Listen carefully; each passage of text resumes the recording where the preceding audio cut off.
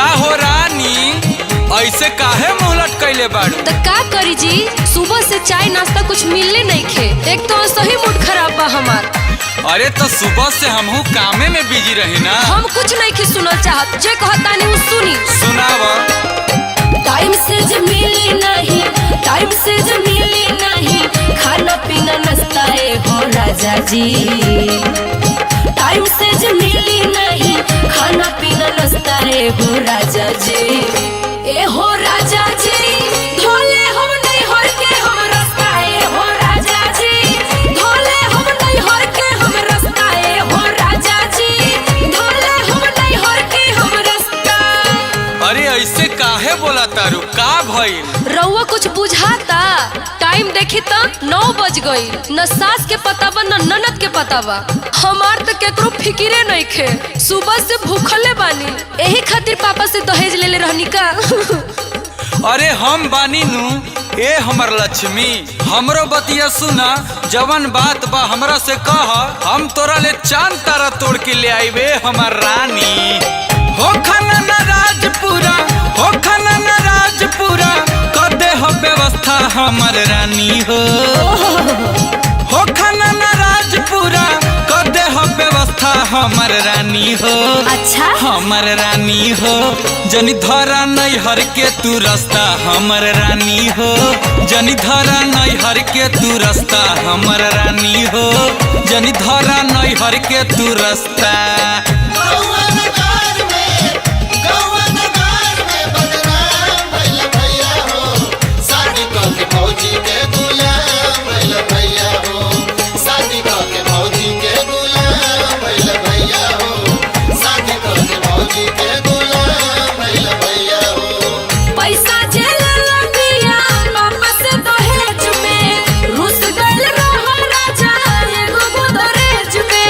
अरे तो गोदरेजवा में तोहरे ना कपड़ा रहता है हमर धनी।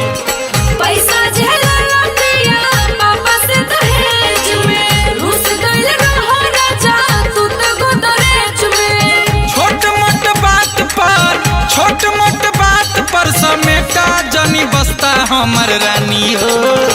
हमर रानी हो, जनी धरा नहीं हर के तू रास्ता हमर रानी हो।